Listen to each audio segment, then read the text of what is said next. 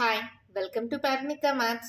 AP 10th class maths ma third chapter pair of linear equations in two variables. Exercise 3.1 complete అయిపోయింది కదా. అక్కడ మనం ఏం discuss చేసాం, ఎప్పుడైనా రెండు పేర్ ఆఫ్ లీనియర్ ఈక్వేషన్స్ ఇచ్చినప్పుడు గ్రాఫ్ ద్వారా ఎలా సాల్వ్ చేయడం, ఎలా సొల్యూషన్ కనుక్కోవడం అని చూసామా. అలాగే నేను ఇంట్రొడక్షన్ వీడియోలో చెప్పాను, మనకు గ్రాఫికల్ మెథడే కాదు సెకండ్ మెథడ్ ఉంది, ఆల్జీబ్రాయిక్ మెథడ్. ఈ ఆల్జీబ్రాయిక్ మెథడ్లో ప్రాబ్లమ్స్ని ఎలా సాల్వ్ చేయాలనేది ఎక్సైజ్ 3.2లో ఎక్సైజ్ 3.3లో చూస్తాం. ఈ ఆల్జీబ్రాయిక్ మెథడ్లో మళ్ళీ రెండు మెథడ్స్ ఉన్నాయమ్మా. ఒకటి వచ్చి సబ్స్టిట్యూషన్ మెథడ్, ఇంకొకటి వచ్చి ఎలిమినేషన్ మెథడ్. ఏంటి? Substitution method, elimination method. ఈ రెండు మెథడ్స్లో ఇచ్చిన ప్రాబ్లమ్ని ఎలా సాల్వ్ చేయాలనేది ఈ ఎగ్జాంపుల్లో చూద్దాం. Solve 7x - 15y = 2, x + 2y = 3. ఈ ప్రాబ్లమ్ని నేను రెండు మెథడ్స్లో సాల్వ్ చేసి చూపిస్తాను మా. First substitution method.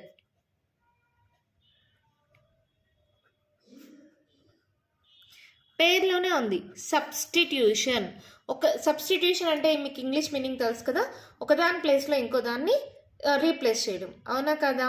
అలాగే ఇక్కడ కూడా రెండు ఈక్వేషన్స్లో ఒక ఈక్వేషన్ని ఇంకొక ఈక్వేషన్లో సబ్స్టిట్యూట్ చేయడాన్నే సబ్స్టిట్యూషన్ మెథడ్ అంటారు. ఎలా చేయాలి చూడండి. దీన్ని ఈక్వేషన్ 1 అనుకోండి, దీన్ని ఈక్వేషన్ 2 అనుకోండి. Given 7x - 15y = 2. Let it be equation 1. x + 2y = 3. Let it be equation 2. ఇప్పుడు దీని నుంచి x = ఏమవుతుందమ్మా? 3 - 2y. అవునా? ఇప్పుడు దీన్ని తీసుకెళ్ళి ఈక్వేషన్ 1లో సబ్స్టిట్యూట్ చేస్తున్నాం. Substituting equation 2. దీన్ని సాల్వ్ చేస్తేనే కదా ఇది వచ్చింది, equation 2. In equation 1 that implies 7 into x బదులుగా దీన్ని రాయచ్చా? 3 - 2y - 15y = 2. అర్థమైందా మీకు? సెకండ్ ఈక్వేషన్ నుంచి x కనుక్కొని ఆ xని ఈక్వేషన్ 1లో x ఉంది కదా ఆ ప్లేస్లో సబ్స్టిట్యూట్ చేశాను.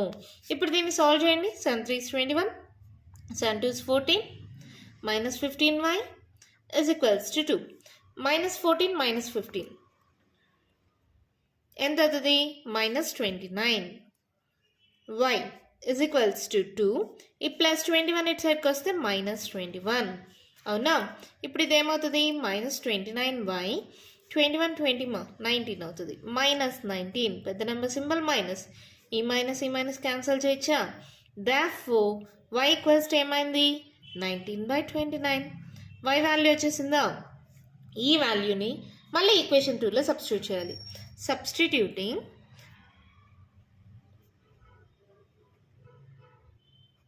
y value in equation 2 that implies, మీరు కావాలంటే మీకు డౌట్గా అంటే దీన్ని కాకుండా దీన్ని ఈక్వేషన్ 2 అనుకోండి మా, అప్పుడు మీకు ఏ డౌట్స్ ఉండవు కదా, ఓకేనా? ఇక్కడ రెండు సాటిస్ఫై అయిపోతుంది. x = 3 - 2y that equals to 3 - 2 into y అంటే 19/29. దీన్ని సాల్వ్ చేద్దామా? చూడండి, 19 2s 38. సో ఇదేమవుతుంది? 3 - 38/29. ఇప్పుడు కింద డినామినేటర్లో 29 ఉంది కాబట్టి 29 ఎల్సిఎం అవుతుంది. క్రాస్ మల్టిప్లికేషన్ కదా. 29 3s 9 3s 27, 3 2 6 7 8, 87 - 38. సబ్ట్రాక్ట్ చేయండి. 17లో 8 మైనస్ చేస్తే 7 8 9. Carry on ఇచ్చిందాం. 7లో 3 పోతే ఎంత? 4. సో ఇదేమవుతుంది? 49/29.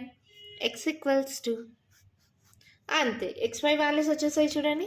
therefore x = 49/29, y = 19/29. అంతే, మన ప్రాబ్లం కంప్లీట్ అయిపోయింది. సాల్వ్ అన్నారు. సాల్వ్ అంటే xy వాల్యూస్ కనుక్కోమని. ఇక్కడ ఫస్ట్ ఎక్సైజ్ 3.1లో మనం గ్రాఫికల్ మెథడ్లో చూసాం. ఇప్పుడు ఏంటంటే ఆల్జీబ్రాయిక్ మెథడ్. ఈ ఆల్జీబ్రాయిక్ మెథడ్లో మనకు మళ్ళీ రెండు మెథడ్స్ ఉన్నాయి. ఒకటి వచ్చి సబ్స్టిట్యూషన్ మెథడ్, ఇంకొకటి వచ్చి ఎలిమినేషన్ మెథడ్. ఫస్ట్ సబ్స్టిట్యూషన్ మెథడ్లో ఏం చేశాను, రెండు ఈక్వేషన్స్లో ఏదో ఒక ఈక్వేషన్ తీసుకొని ఇంకొక ఈక్వేషన్లో సబ్స్టిట్యూట్ చేశాను. ఈక్వేషన్ 2ని ఈక్వేషన్ 1లో సబ్స్టిట్యూట్ చేసి సాల్వ్ చేస్తే y వాల్యూ వచ్చింది. ఈ y వాల్యూని మళ్ళీ ఈక్వేషన్ 2లో కానీ సబ్స్టిట్యూట్ చేస్తే x వాల్యూ వచ్చింది. xy వాల్యూస్ వచ్చేసాయా? దీన్ని ఏమంటారు? Substitution method. మరి ఎలిమినేషన్ మెథడ్ అంటే ఎలా చేయాలి ఇప్పుడు చూద్దాం. ఎలిమినేషన్ మెథడ్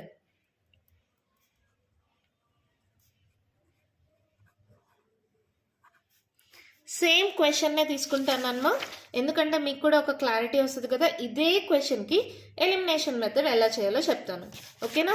క్వశ్చన్ చూడండి, ఏంటది? 7x minus 15y equals to 2. Let it be equation 1. ఇంకొక ఈక్వేషన్ ఏంటి? x plus 2y equals to 3. Let it be equation 2. Elimination method, eliminating అంటే ఒక ఎలిమినేటింగ్ అంటే ఒక గేమ్లో కొంతమంది ఆడుతుంటారు, వాళ్ళల్లో ఒకరిని ఎలిమినేట్ చేయడం అంటే తీసేయడం, అవునా కదా? మీకు తెలుగు మీనింగ్ తెలుసు కదా, ఎలిమినేషన్ అంటే తీసేయడం. సో ఇక్కడ ఎక్స్ని కానీ వైని కానీ ఒకదాన్ని తీసేయాలి. ఎలా తీసేస్తాం? ఇక్కడ చూడండి, ఎక్స్కి ఏ వాల్యూ లేదు, దీనికైతే 7 ఉంది, దీనికి కూడా 7తో మల్టిప్లై చేస్తే సరిపోతుందా? దానికోసం ఎలా చేస్తుందనో చూడండి. ఈక్వేషన్ 1 ఇంప్లైస్, అలాగే రాసుకోండి, 7x minus 15y equals to 2.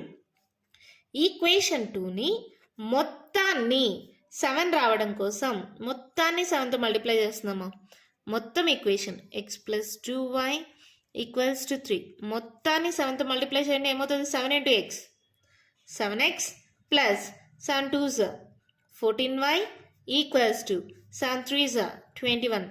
ఇటు సైడ్ది కూడా మొత్తం ఈక్వేషన్ మొత్తాన్ని 7తో మల్టిప్లై చేసా, అందుకే ఈక్వేషన్ 2 into 7 అని రాసా, ఓకేనా?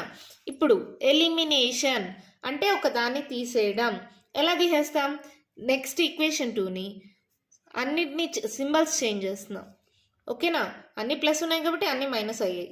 ప్లస్ 7x మైనస్ 7x క్యాన్సలా, మైనస్ 15 మైనస్ 14 ఎంత అవుతుంది? Minus 29y is equals to పెద్ద నెంబర్ సింబల్ మైనస్, 21లో 2 పోతే ఎంతమా? 19. ఈ minus cancel, y equals to 19/29. y value వచ్చేసిందా? ఇప్పుడు మళ్ళీ ఏం చేయాలి? ఈ y వాల్యూని ఈక్వేషన్ 1లో కానీ ఈక్వేషన్ 2లో కానీ సబ్స్టిట్యూట్ చేయాలి. Substituting y value in equation 2. Equation 2 అలాగే తీసుకోండి, ఏంటది?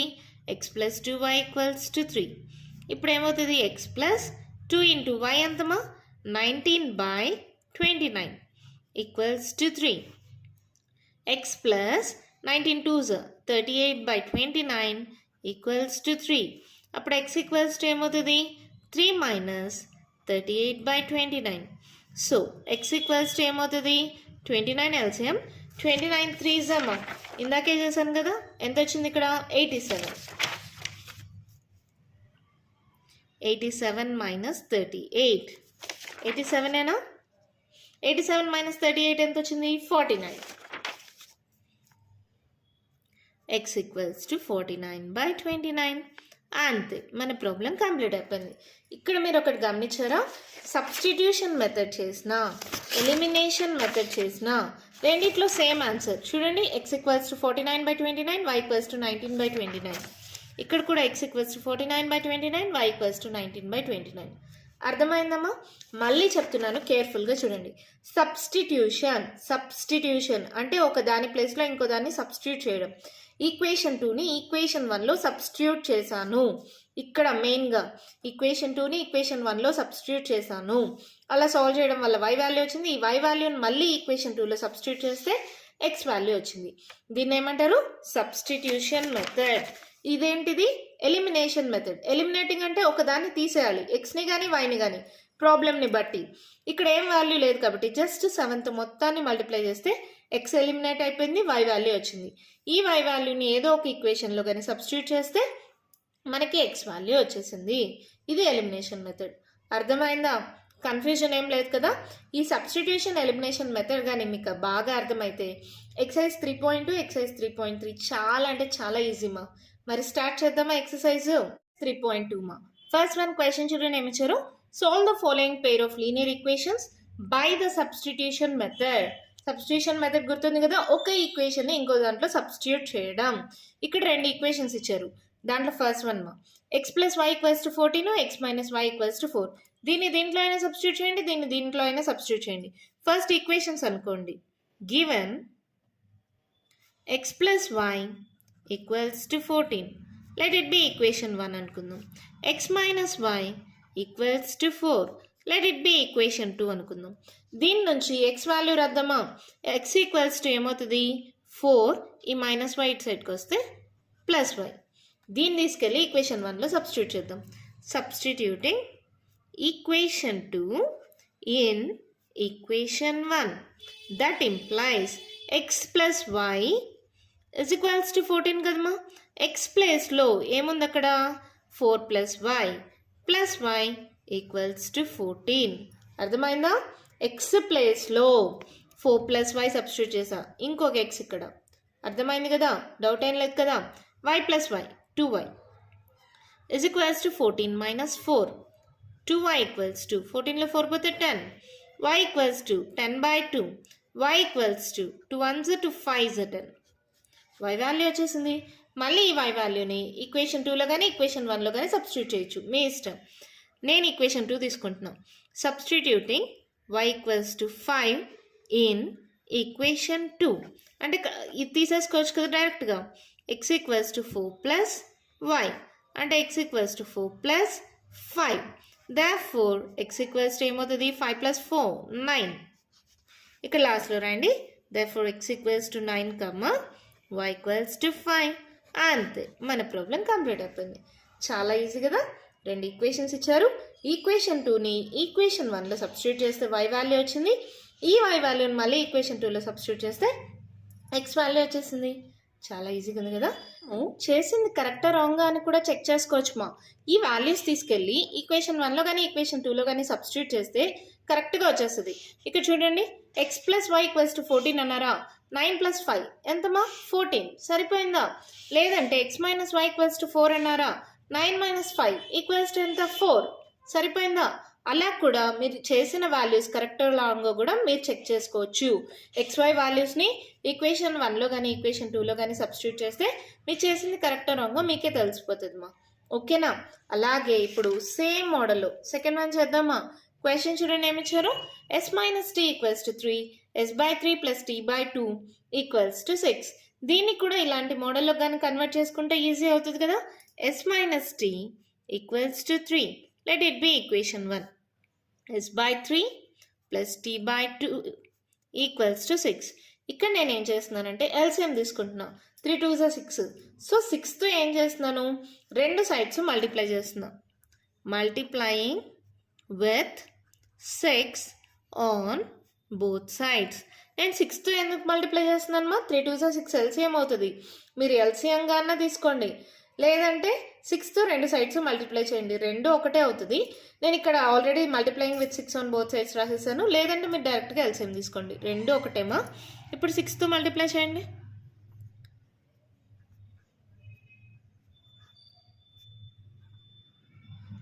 ఇప్పుడు ఏమవుతుంది, 6 into s/3, 3 1s 3 2s, so 2s plus 6 into 2t, sorry t/2, 2 1s 2 3s, ఏమైంది 3t equals to 6 6 36.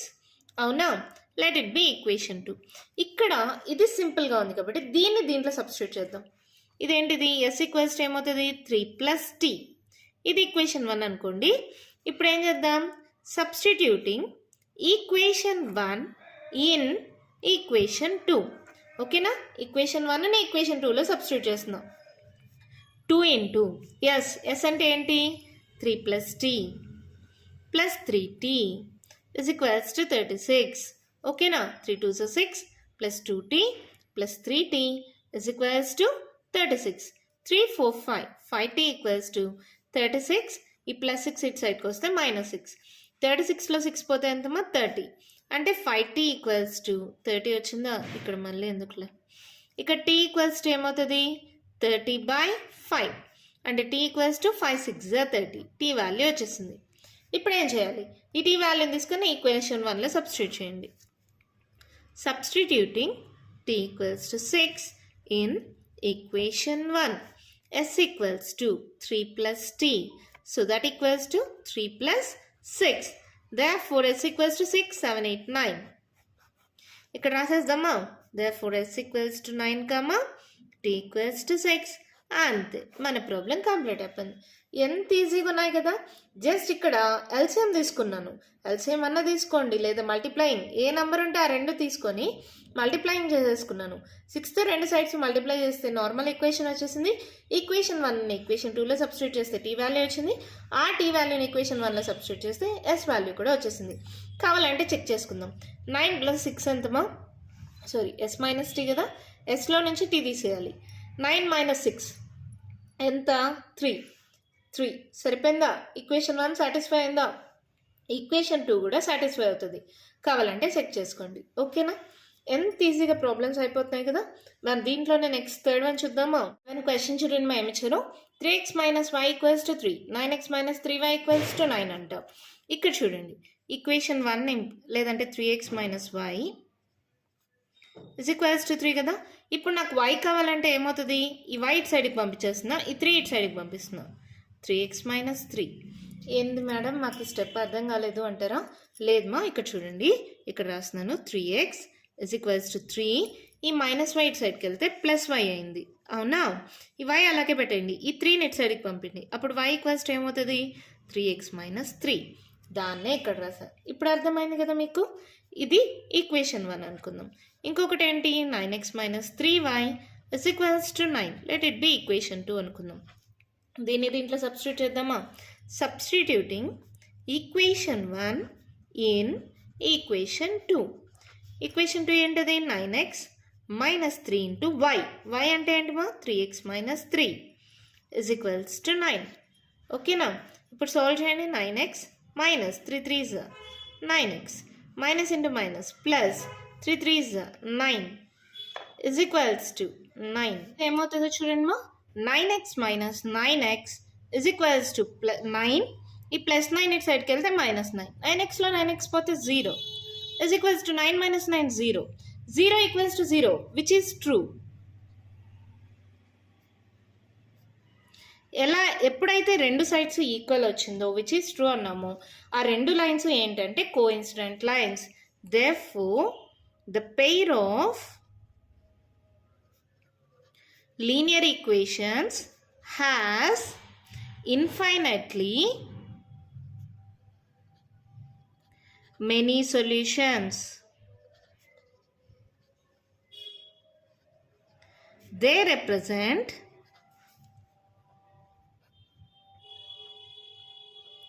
coincident lines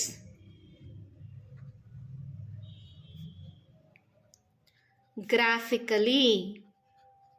గ్రాఫ్లో చూసాం కదమ్మా, ఒక లైన్ పైన ఇంకో లైన్ ఉండడం. ఇది ఒక లైన్ అనుకోండి, ఇంకో లైన్ అలాగే దీని మీదే ఉంటే ఇలా కోఇన్సిడెంట్ లైన్స్ అని ఆల్రెడీ చెప్పాను. గ్రాఫికల్ ద్వారా ఎక్సైజ్ 3.1లో మనం చాలా సాల్వ్ చేసాం.